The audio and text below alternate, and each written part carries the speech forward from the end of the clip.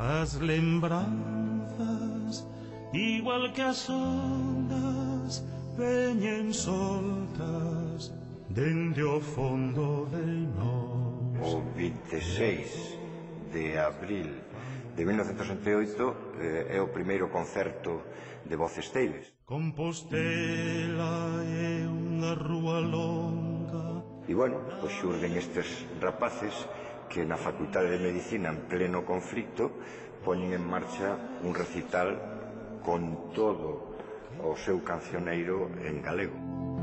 Recorda Ese mesmo ano foi este concerto do Capitol, do Nadal do 68, que bueno, foi casi como a posta de largo de Voces Teibes como grupo. Fan un mar que se alonxa.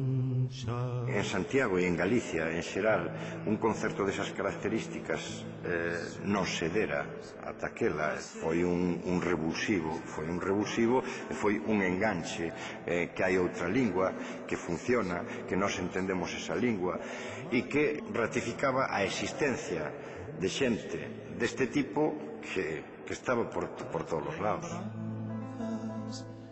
Todos sabemos o que foi a censura. Evidentemente aquilo era un reto.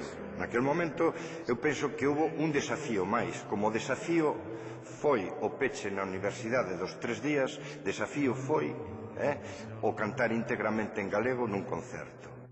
As lembranzas, igual que as ondas, veñen soltas dende o fondo de nós.